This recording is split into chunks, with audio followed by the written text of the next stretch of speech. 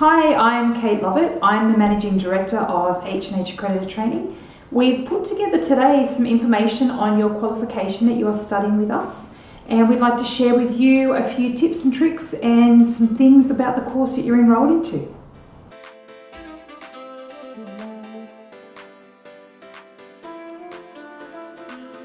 So during your enrolment with H&H, there are a few people you'll be communicating with.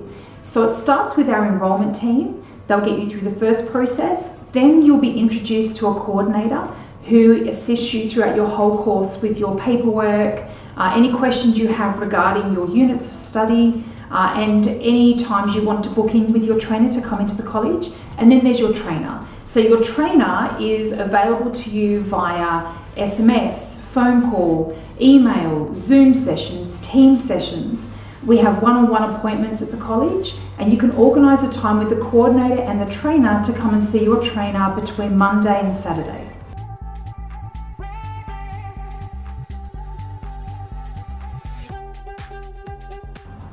At H&H Accredited Training, we have 4 modes of delivery.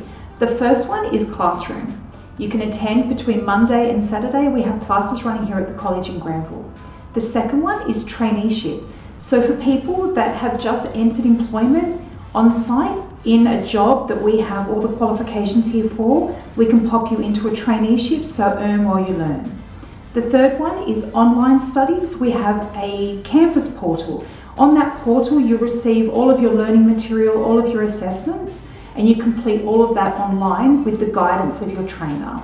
The fourth mode of delivery is what we call distance education, and that's for people that would prefer paper-based. That paper-based can be either sent out to you, emailed out to you, or some students like to actually attend the college and pick up all of their assessments here.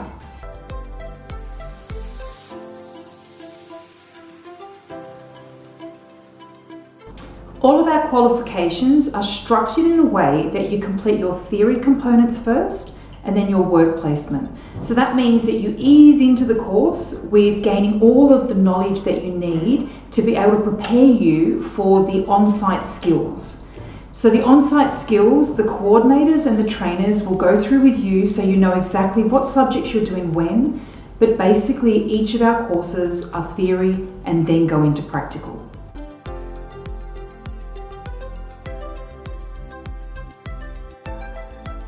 In our Certificate 4 in Disability Support, each of our students are enrolled for 12 months.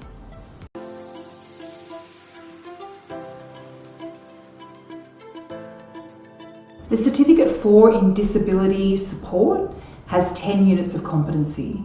Now, to be able to have been enrolled into this course, you would have previously completed a Certificate 3 in Individual Support with the Disability Specialisation.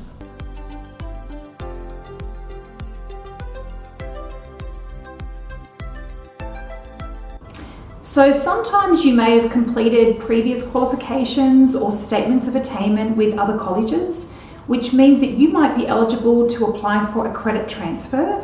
If this is the case, what we would recommend is contacting the coordinator.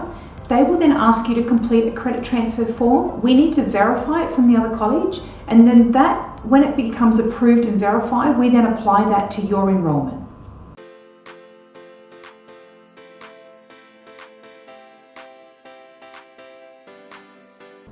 At the beginning of your enrolment, you'll receive a training plan. That training plan has dates of when your assessments are due. We would recommend trying your very, very hardest to stick to those particular dates. During this time, if you can't stick to the date, people have holidays, life, work balance, please contact your trainer or your coordinator to organise different timeframes, or maybe you need to come in and submit one-on-one with your trainer to get a little bit on track with your submissions.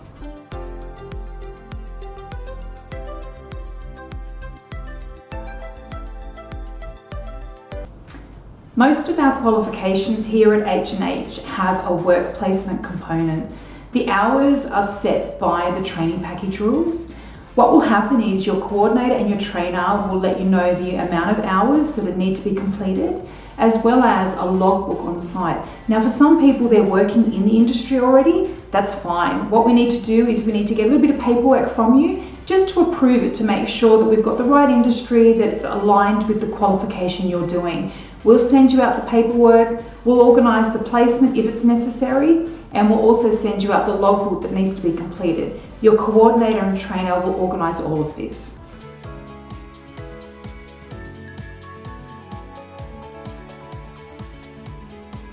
When it comes time to doing your work placement in our Certificate 4 qualification, we break it down into two different periods of time. So first we do a 40-hour placement, then an 80-hour placement. Now when you actually start to think about doing this placement, you need to talk to the trainer and the coordinator, because there are a few components that we might need to organise before you start, which is your National Disability Insurance Scheme, so which is the NDIS check, could be a National Police check, immunisation for some organisations, and a Working with Children check. Some actually ask for a first aid before you start there. Now there's a lot of things to remember. If you talk to the coordinator, they know exactly which organisations we need to organise these for before you start placement.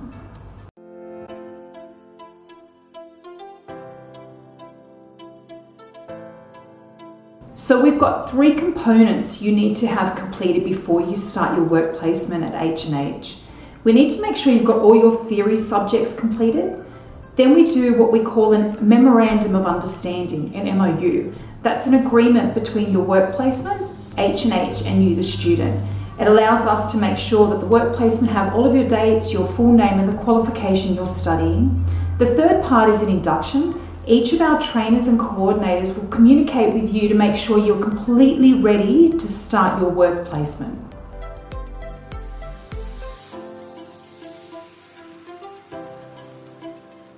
So during your studies, you may consider what we call in the industry recognition of prior learning, RPL. What this means is that you may have the skills and knowledge from previous experience with qualifications or job roles that you've had that you could actually use towards a recognition of prior learning to gain a part of a component of your certificate through that mode of delivery instead of actually completing the unit of study. What you need to do is contact the coordinator or your trainer to organise a RPL kit to be sent to you to apply.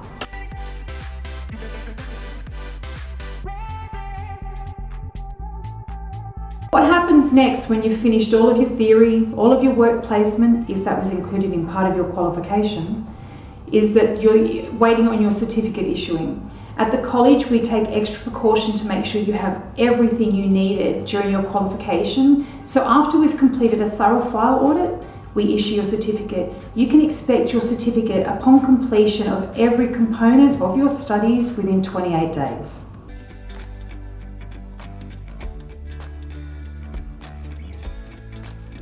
I hope all this information you've received helps you throughout your studies at H&H Accredited Training. Remembering that at any time at all, talk to the coordinator, the trainer, you can speak to any of the team here. Our goal is to make sure you succeed in your studies. Good luck.